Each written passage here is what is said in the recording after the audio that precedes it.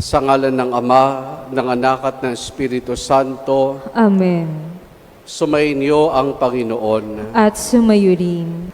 Sa pasimula po ng ating pagdiriwang ng Banal na Misa, upang tayo maging marapat makibahagi, aminin natin ang ating mga kasalanan. Inaamin ko sa makapangyarihang Diyos at sa inyo mga kapatid, na lubha ako nagkasala sa isip, sa salita at sa gawa, at sa aking pagkukulang. Kaya isinasamo ko sa mahal na Birheng Maria, sa lahat ng mga anghel at mga banal, at sa inyo mga kapatid na ako'y panalangin sa Panginoong ating Diyos. Kaawaan tayo na makapangyarihang Diyos, patawarin tayo sa ating mga kasalanan, at patnubayan tayo hanggang sa buhay na walang hanggan. Amen. Amen.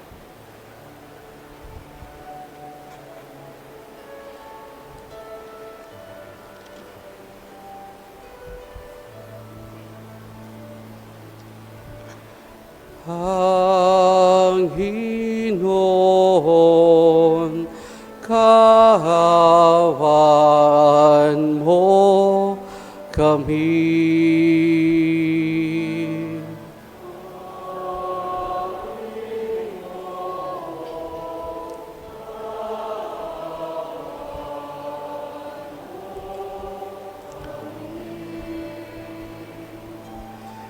Kristo, kaawaan mo kami.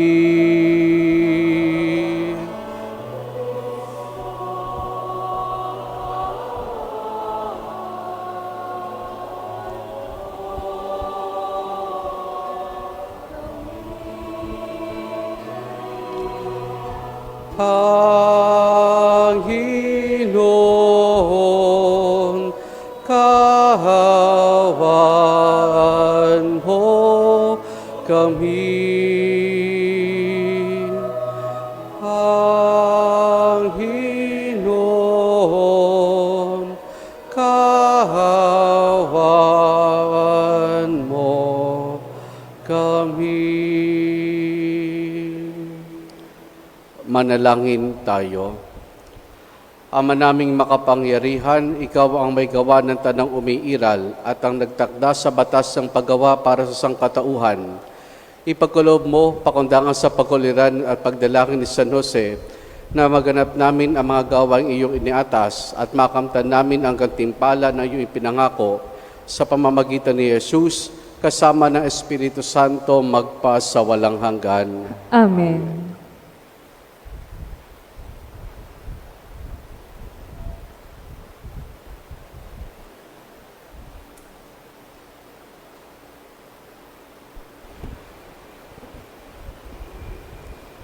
Ang salita ng Diyos mula sa mga gawa ng mga apostol. Noong mga araw na iyon, may ilang taong dumating sa Antioquia mula sa Judea at itinuro sa mga kapatid ang ganito: kapag hindi kayo nagpatuli ayon sa kautusan ni Moises, hindi kayo maliligtas. Tinutulan ito ni Pablo at Bernabe, at naging mainitan ang kanilang pagtatalo tungkol dito. Kaya't napagkaisahang papuntahin sa Jerusalem sina Pablo at Bernabe at ang ilang pang kapatid sa Antioquia upang makipagkita sa mga apostol at sa matatanda tungkol sa suliraning ito. Sinugo nga sila ng simbahan at pagdaan nila sa Phoenicia at Samaria, ibinalita nila ang pagkahikayat sa mga Hentil. Ito'y labis na ikinagalak ng mga kapatid. Pagdating sa Jerusalem, malugod silang tinanggap ng mga apostol, ng matatanda at ng buong simbahan. At isinalaysay nila ang lahat ng isinagawa ng Diyos sa pamamagitan nila. Ngunit tumindig ang ilang mananampalatayang kabilang sa pangkat ng mga Pariseyo. At ang sabi nila, kailangang tuliin ang mga Hentil na sumasampalataya at utusang tumupad sa kautusan ni Moises. Nagpulong ang mga apostol at ang matatanda upang pag-aralan ang suliraning ito. Ang salita ng Diyos. Salamat sa Diyos. Masaya tayong papasok sa tahanan ng poong Diyos. Masaya tayong papasok sa tahanan ng poong Diyos. Ako ay nagalak sa sabing ganito, sa bahay ng poon ay pumasok tayo. Sama-sama kami matapos sapitin ang pintuang lungsod nitong Jerusalem. Masaya tayong papasok sa tahanan ng poong Diyos. Yaong Jerusalem, kay ganda ng anyo, maganda ang ayos ng muling matayo. Dito umaahon ang lahat ng angkan, lipi ni Israel upang magsambahan. Masaya tayong papasok sa tahanan ng poong Diyos. Ang hangad, ang poon ay pasalamatan, pagkat ito'y utos na dapat gampanan. Doon din naroon ang mga hukuman at trono ng haring hahatol sa tanan. Masaya tayong papasok sa tahanan ng poong Diyos. Magsitayo po tayo.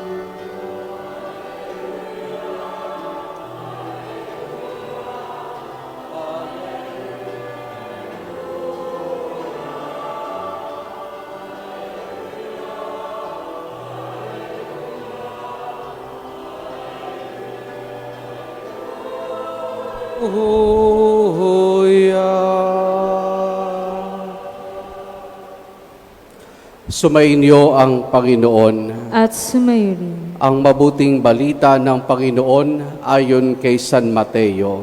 Papuri sa iyo, Panginoon.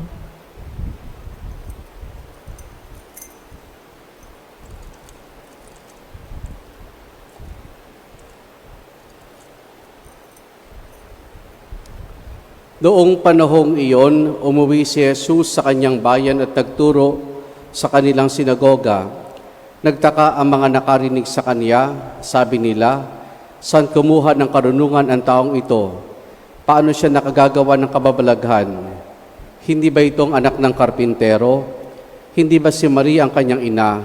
At sina Santiago, Jose, Simon at Judas ang kanyang mga kapatid na lalaki? At dito nakatira ang kanyang mga kapatid na babae, hindi ba?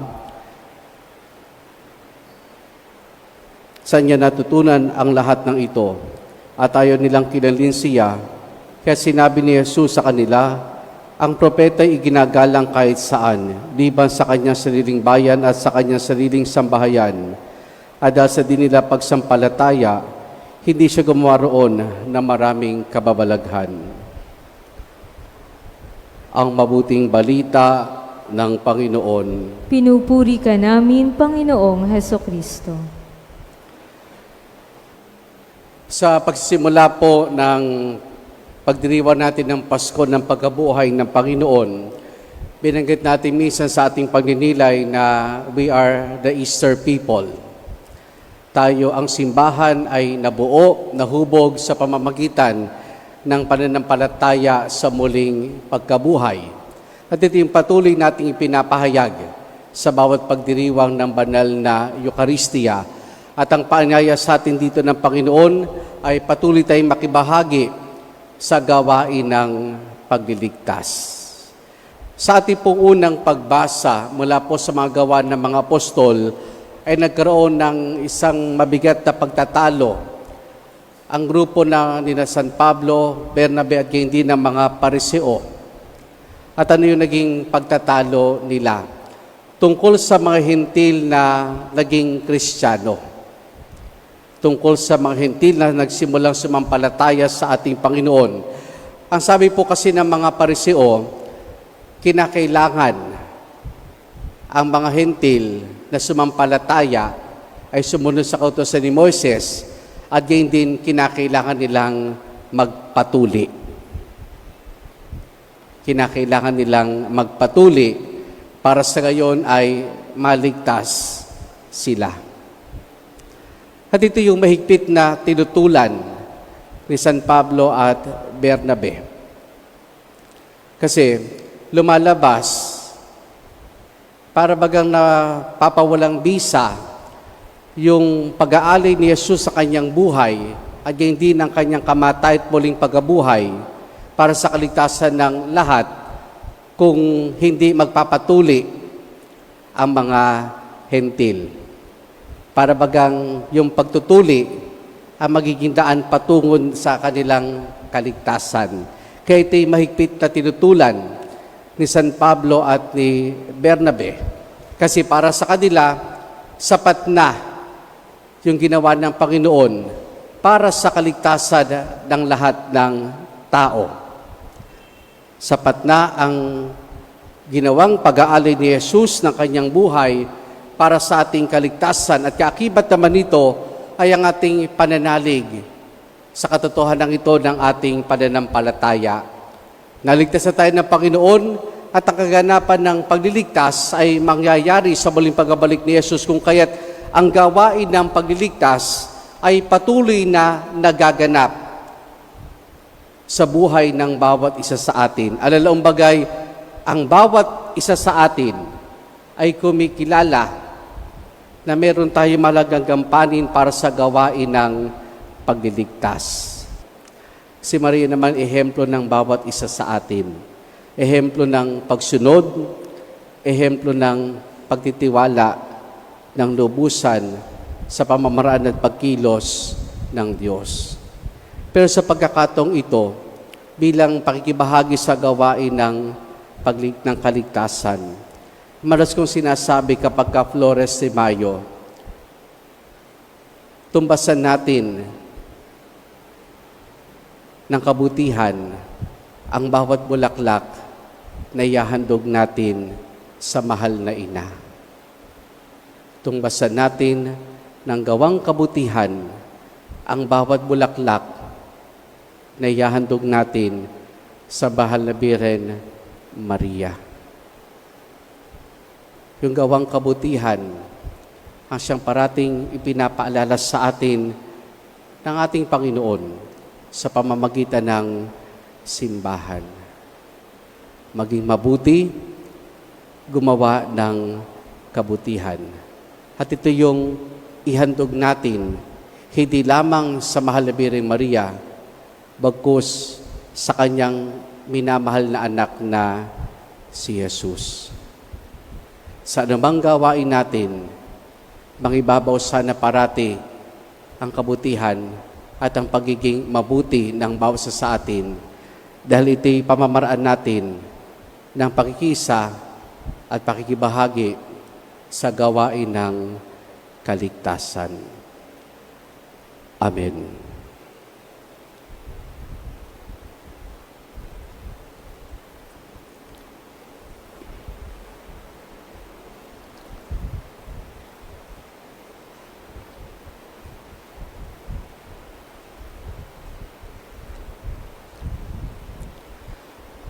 Mga kapatid, manalangin tayo kay San Jose para sa lahat ng ating mga pangailangan, ating itutugon. Paramihin mo ang bunga ng aming mga gawa, Panginoon. Paramihin mo ang bunga ng aming mga gawa, Panginoon. Ang simbahan naway magpatuloy sa pagpapahayag ng mga kahalagahan ng katarungan bilang susi sa ating kapayapaan. Manalangin tayo sa Panginoon. Paramihin mo ang bunga ng aming mga gawa, Panginoon.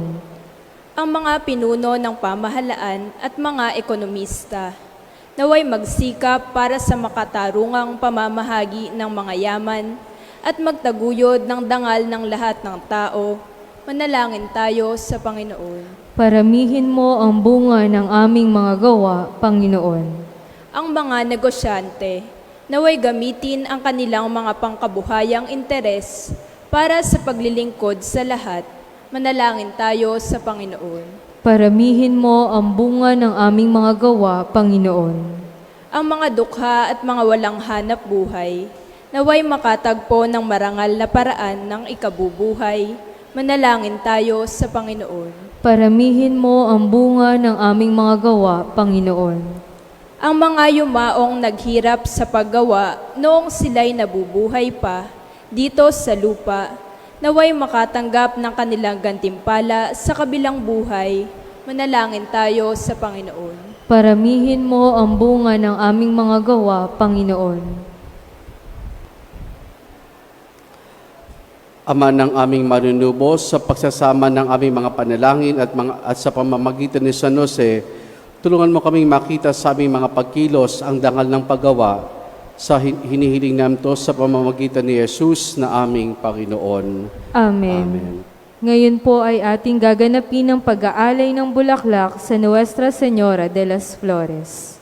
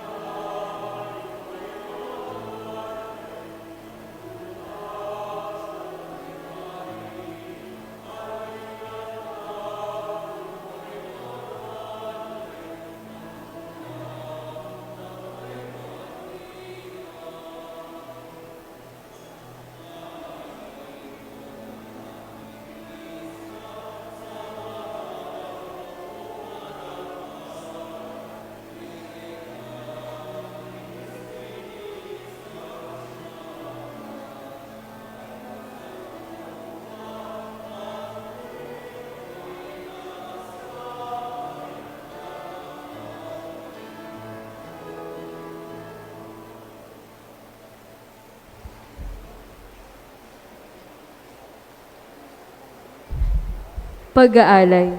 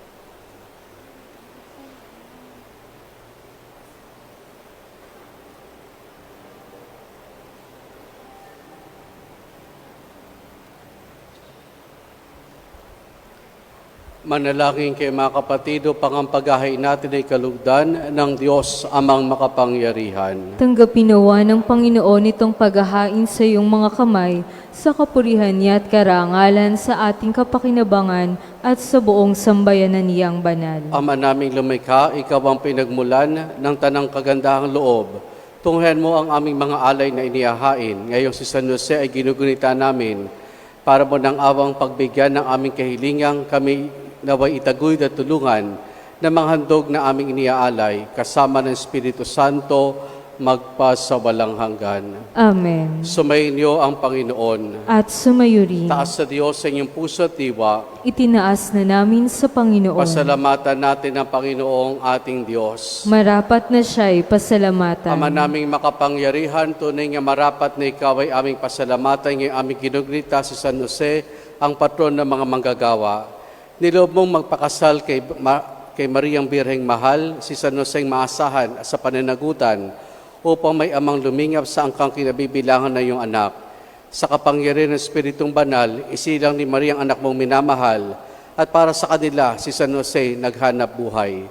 Kaya kaisa ng mga anghel, nagsisiawit ng papuri ng walang humpay sa kalangitan, kami nagbubunyi sa iyong kadakilaan.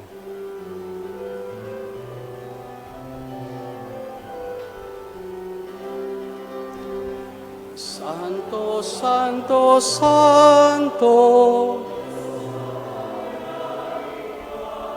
napupuno ang langit at lupa ng kaluwalhatian mo.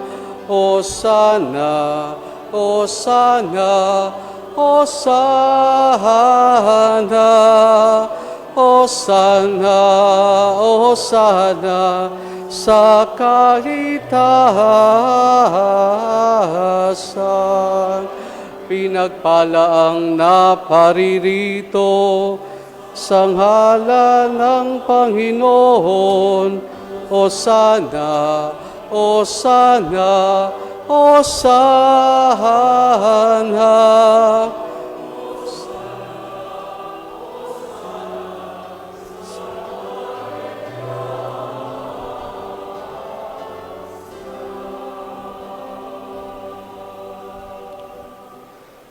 Ama naming banal, ikaw ang bukal ng tanang kabanalan. Kaya't sa pamamagitan ng iyong Espiritu, gawin mong banal ang mga kaloob na ito upang para sa amin, maging katawan at dugo ng aming Panginoong Hesukristo. Bago niya pinagtiis ang kusang loob na maging handog, hinawakan niya ang tinapay, pinasalamatan kaniya, pinaghati-hati na yon. Iniabot sa kanyang mga alagad at sinabi, tanggapin ninyo lahat ito at kanin itong aking katawan na iahandog para sa inyo.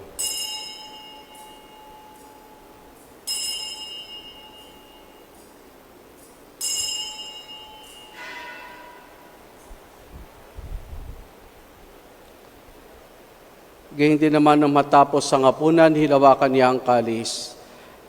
Muli kanyang pinasalamatan. Iniabot niyang kalis sa kanyang maalagad at sinabi, tanggapin ninyo lahat ito at inumin itong kalis ng aking dugo ng bagot pala hanggang tipan. Ang aking dugo na ibubuhos para sa inyo at para sa lahat sa kapagpapatawad ng mga kasalanan. Gawin ninyo ito sa pag-alaala sa akin.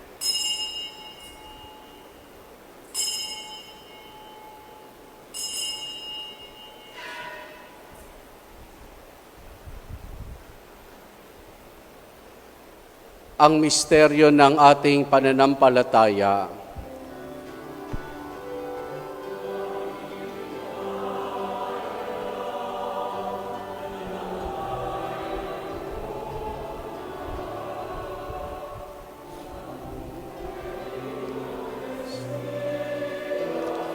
At magbabalik sa wakas para hayag sa lahat. Ama, ginagawa namin ngayon ang pag-alaala sa pagkamatay at muling pagkabuhay ng iyong anak. Kaya tinialay namin sa iyong tinapay na nagbibigay buhay at ang kalis na kakaloob ng kaligtasan. Kami nagpapasalamat dahil kami minarapat at tumayo sa harap mo para maglingkod sa iyo. isinasamo namin kaming magsasalo-salo sa katawan at dugo ni Kristo ay mabuklod sa pagkakaisa sa pamamagitan ng Espiritu Santo.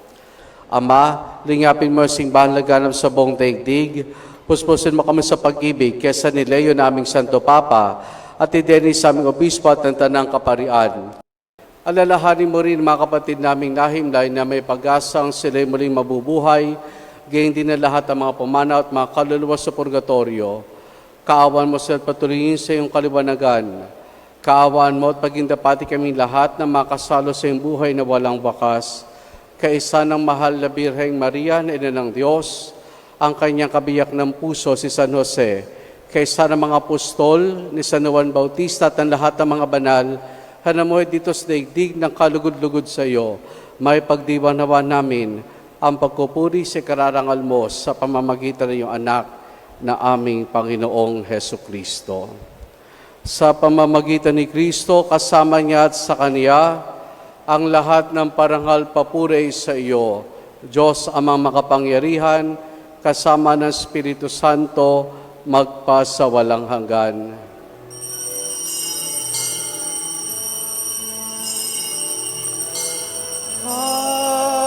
Amen, amen, amen.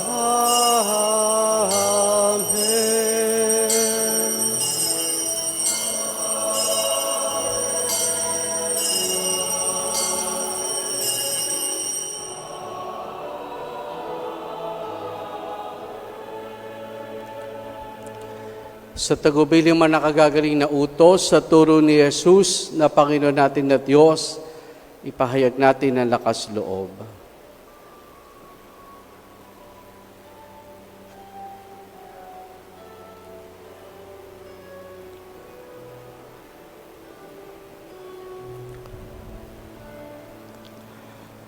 Ama namin, sumasalangit ka, sambahin ang ngalan mo,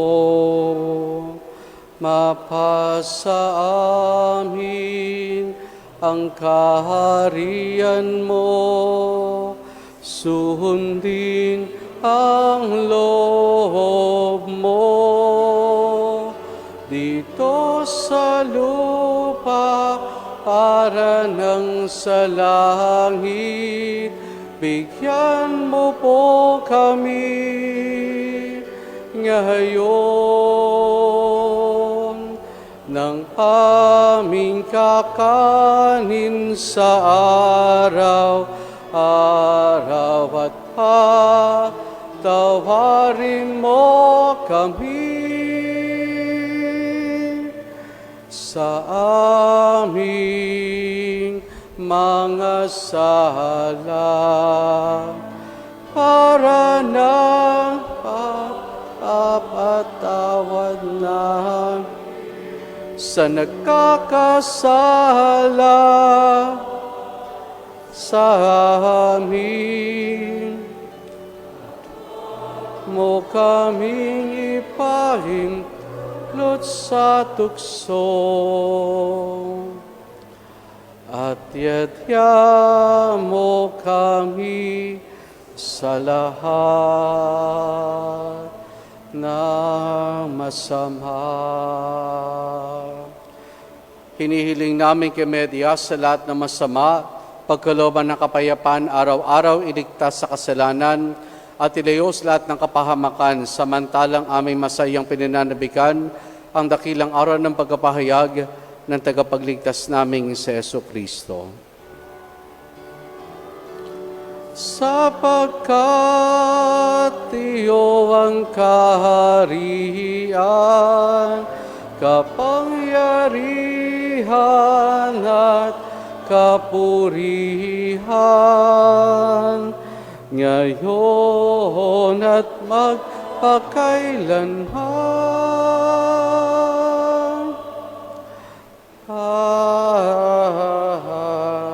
Amen.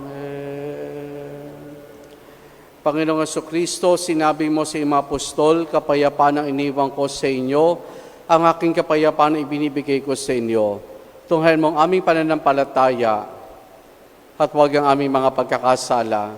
Pagkalooban mo kami ng kapayapaan at pagkakaisa ayon sa iyong kalooban, kasama ng Espiritu Santo magpa sa walang hanggan.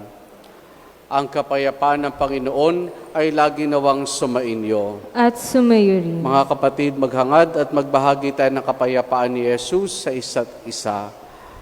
Peace be with you po.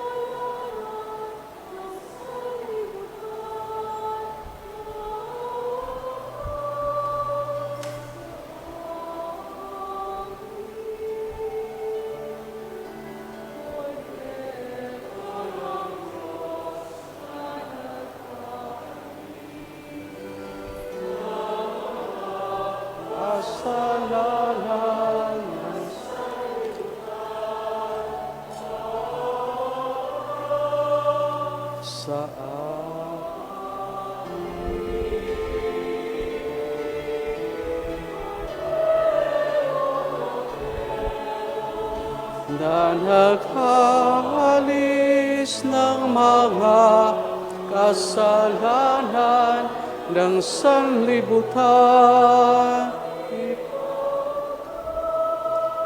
Loob mo sa amin ang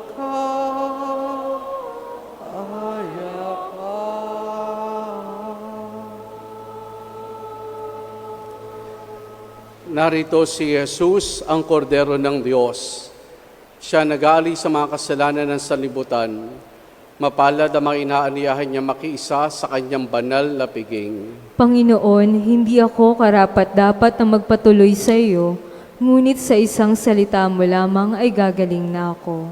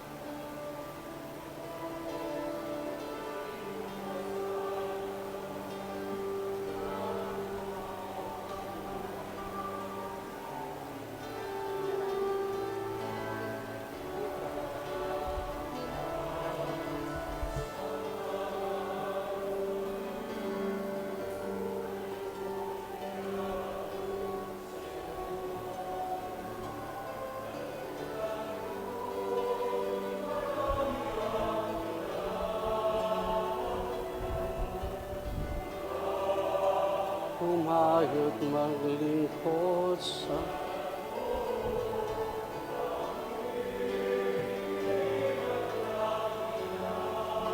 dasal maging mapalad sana'y tanggapin.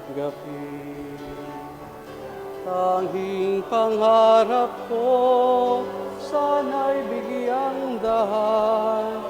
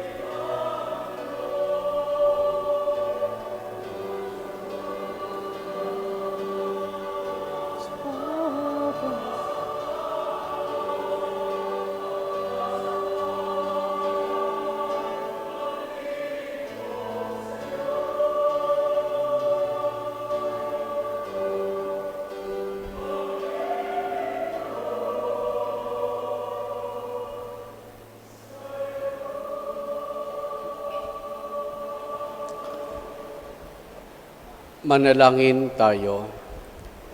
Ama naming mapagmahal, kami yung pinapagsalo sa banal na pakikinabang ay tumanggap na wang lubusan ng bungang walang mali na kapayapaan sa pagtataglay namin ng katibayan ng iyong pag-ibig sa aming kalooban ayon sa limbawa ni San Jose at sa pamamagitan ni Jesus kasama ng Espiritu Santo magpa sa walang hanggan. Amen. Sumainyo ang Panginoon At sumayo rin. at pagpalain tayong lahat ng mabutit mapagmahal na Diyos sa Ama, Anak at Espiritu Santo. Amen. Naialin na natin ang pagdiriwan ng banal na misa, humayo tayong taglay ang kapayapaan, pag-ibig ng Panginoon. Salamat sa Diyos. Purihin po natin ang ating Panginoon.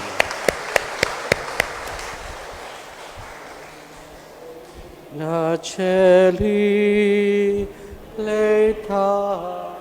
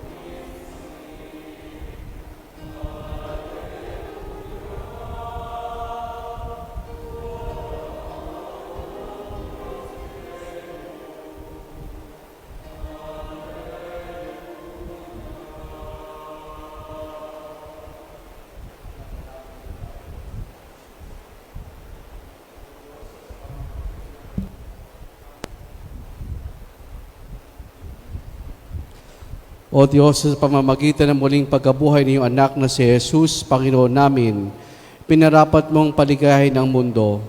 Hinihiling namin sa iyo na alang-alang sa Birheng Maria na kanyang ina, ay makamtan namin ng kaligayahan ng buhay na walang hanggan. Sa pamamagitan din ni Kristong aming Panginoon, kasama ng Espiritu Santo, magpa sa walang hanggan. Amen. Papuri sa Ama, sa Anak at Espiritu Santo, Kapara ng sa unang-una, ngayon, magpakailanman, magpasawalang hanggan. Amen.